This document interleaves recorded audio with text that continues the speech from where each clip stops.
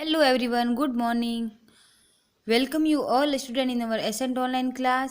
आज की हमारी क्लास है क्लास फर्स्ट के लिए और आज का हमारा सब्जेक्ट है हिंदी। तो बच्चों आप अपनी हिंदी व्याकरण की बुक निकालिए।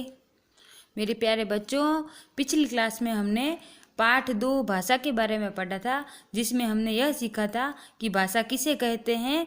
भाषा एक दूसरे की बात बोलकर, लिखकर, सुनकर और पढ़कर जो समझते हैं उसे ही भाषा कहते हैं। तो आज हम उसके आगे से अध्ययन करेंगे। पेज नंबर 12 निकालिए। तो पेज नंबर 12 पे हम पढ़ेंगे कि भाषा के कितने प्रकार होते हैं। भाषा के कितने प्रकार होते हैं? 2 प्रकार होते हैं, मौखिक और लिखित। गोकुल और मैडम की बातचीत में भाषा के मौखिक रूप का पापा द्वारा पत्र लिखना भाषा के लिखित रूप का उदाहरण है। पिछली क्लास में हमने पढ़ा था कि गोकुल और मैडम आपस में बातचीत कर रहे थे तो मौखिक भाषा का उदाहरण था, और पापा है जो पत्र लिख रहे थे तो वो लिखित भाषा का उदाहरण था। याद रखिए बच्चों, मौखिक भाषा को सुनकर समझा जाता है जबकि लिखित भाषा को पढ़कर। इस प्रकार भाषा से हम एक दूसरे की बातों को बोलकर, सुनकर अथवा लिखकर, पढ़कर समझते हैं। भारतीय भाषाएं। हमारे देश में अनेक प्रकार की भाषाएं बोली जाती हैं। उदाहरण के लिए भारत में 22 भाषाओं को मान्यता दी है और उसमें से हिंदी को अपनी राष्ट्रभाषा के रूप में मान्यता दी गई है। हिंदी के अलावा 21 और भारतीय भाषाएं हैं, जिनमें से कुछ भाषाओं के नाम यहाँ पे लिखे हुए हैं। हिंदी, पंजाबी, मराठी, तमिल, मलयालम, गुजराती, ये सारी भारतीय भाषाएं हैं। सांकेतिक भाषा किसे कहते हैं? कभी कभी हम संकेतों, इशारों से भी अपनी बात दूसरों तक पहुंचाने की कोशिश करते हैं, तो भाषा के इस रूप को सांकेतिक भाषा कहते हैं। जब कभी अपन को दिल की बात या मन की बात कुछ बोलनी होती है तो हम इशारों से ही उसको बोल लेते हैं और वो सामने वाला समझ जाता है कि ये क्या कहना चाहता है।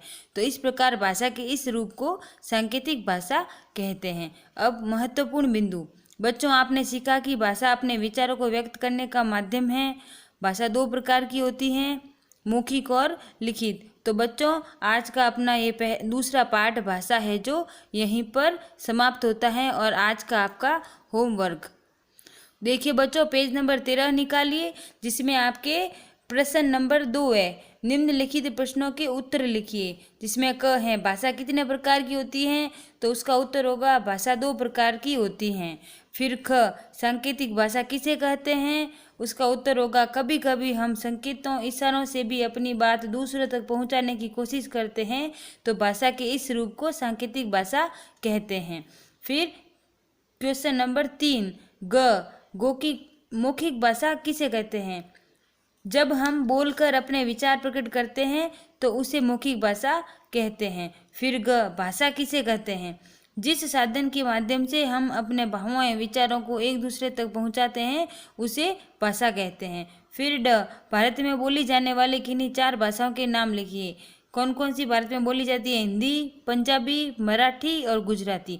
तो आपका ये प्रश्न नंबर 2 है, जिसमें क, ख, ग, घ और ड। तो ये आपको पांचों हैं, जो क्वेश्चन नंबर 2 के 5 ऑप्शन वाले जो भी आपके क्वेश्चन यहाँ पे लिखे हुए हैं, मैंने आंसर भी लिख दिए। तो आपको अपनी नोटबुक में क्वेश्चन नंबर 2 आज करना है। इसी के साथ हमारे यह चैप्टर कंप्लीट होता है। और पीछे है जो रचनात्मक कार्य हैं, इसको आप अपनी फेयर कॉपी में नहीं करोगे, इसको इस बुक में ही करोगे आप। इसमें क्या लिखा हुआ है? निम्न वर्ग में बोली जाने वाली भाषाएं छिपी हैं, उन्हें ढूंढकर एवं लिखिए। उदाहरण स्वरूप एक भाषा को आपके लिए ढूंढ दिया गया। जैसे हिंदी पे गोला बनाया हुआ है, तो इसमें और भी कई भाषाएं हैं, जैसे उर्दू, तो यहाँ पे उर्दू लिख दिया। तमिल, तो यहाँ पे तमिल लिख दिया। पंजाबी, ये पंजाबी, तो पंजाबी लिख दिया। बंगला, तो बंगला लिख दिया। यहाँ पे है असमिया लिख दिया। यहाँ पे अंग्रेजी, तो अंग्रेजी लिख दिया। यहाँ पे उड़िया, तो उड़िया लिख दिया। यहाँ पे है कन्नड़, तो कन्नड़ लिख दिया।